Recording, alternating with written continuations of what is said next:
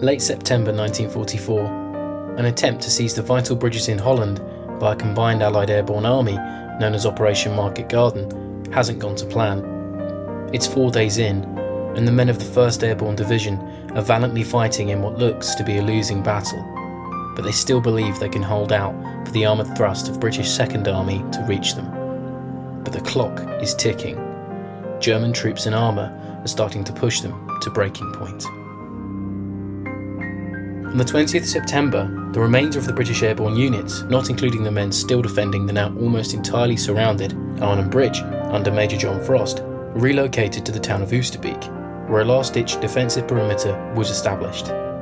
Lonsdale Force was created to plug the gap in the east of the perimeter near the Oosterbeek Church. In charge of this force was Major Richard Dicky Lonsdale, one of the eternal figures from the Battle of the Bridges during one of the most disastrous operations attempted by the Allies in the final stages of the Second World War. Before the start of Operation Market Garden, Lonsdale, a pre-war regular, had joined the fledgling airborne forces while serving in India, before being transferred into the 2nd Parachute Battalion in July 1943, becoming the commanding officer of A Company. Lonsdale served with distinction in Sicily. For his outstanding leadership in Italy, he was awarded a Distinguished Service Order. In September 1944, he'd been promoted to the 2nd in command of the 11th Parachute Battalion. Lonsdale dropped into Arnhem as part of the 2nd Lift on the 18th of September. The 11th War Diary mentions heavy flak with several German machine guns covering the drop zone. The Dakota that Dicky was flying in was hit by flak, with the Major himself receiving a wound to the hand. This injury meant that he was unable to assist in the command of his men for a short while he was treated. After failed attempts to reach and reinforce the men defending the Arnhem Bridge, 11th Parachute Brigade fell back towards Oosterbeek in the evening of the 19th of September. Lieutenant Colonel Thompson sent Lonsdale forward to take control of the various units falling back towards the town. Upon arriving in Oosterbeek, in the early afternoon of the 20th, the battalion's war diary details the makeup of the units under Dicky's command. Major Lonsdale arrived from Divisional HQ to take command of the whole eastern sector of the divisional perimeter.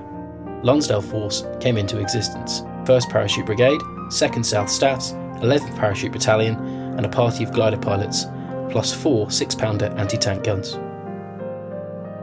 As well as anti-tank guns, Lonsdale also had a number of Piats at his disposal to deal with German armoured fighting vehicles, the Major even remarking after the battle about his admiration for the weapon. The tragedy of the operation was a shortage and towards the end a complete lack of them. The cry was, "Give me the Piats and we'll stay until Christmas." At 5 o'clock on the 20th of September, a successful air resupply gave them in Oosterbeek some cheer, but only 2 hours later, German forces set fire to the houses being defended by Lonsdale Force, in the same action that saw Lance Sergeant Baskerville receive the VC. The Major ordered his men to relocate to the church to the edge of the perimeter to the south.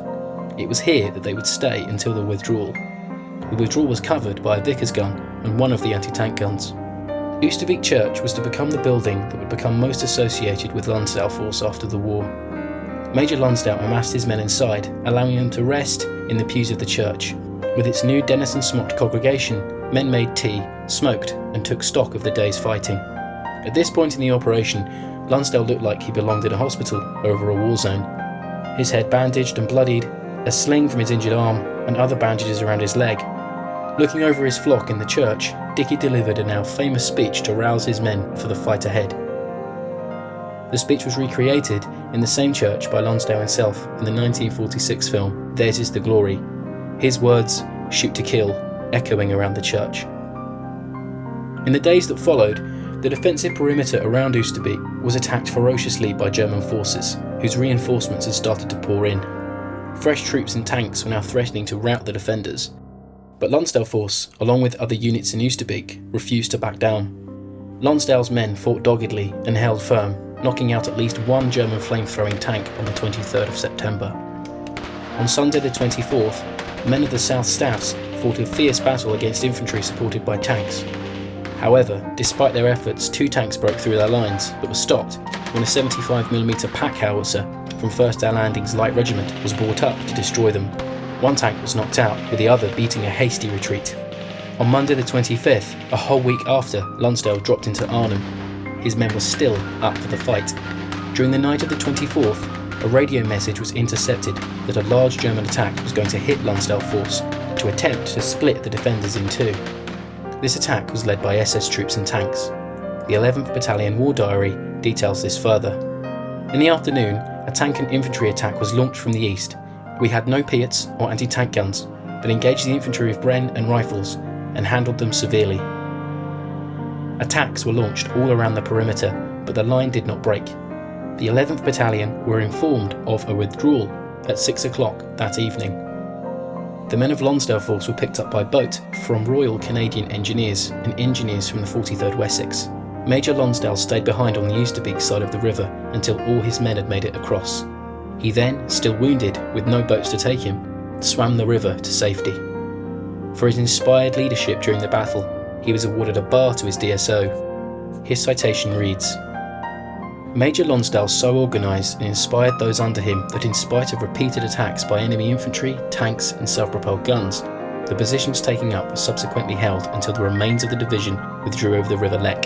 Throughout this period of 6 days, the positions were continually mortared and shelled. Major Lonsdale, although again wounded, organised several counter-attacks to regain ground temporarily lost, and his personal example and supreme contempt of danger was an inspiration to all of those whom he came in contact." The men that made up Lonsdale Force yet again proved the bravery of British troops fighting in the most desperate of circumstances.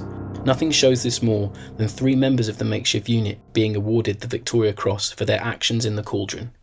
Be they gunners, pilots, parachutists, or glider infantry. They may have been bruised and bloody, but they were not beaten. The perimeter never broke. Thanks for watching. If you enjoyed this video, check out more military history here. Please subscribe, and I'll catch you again soon.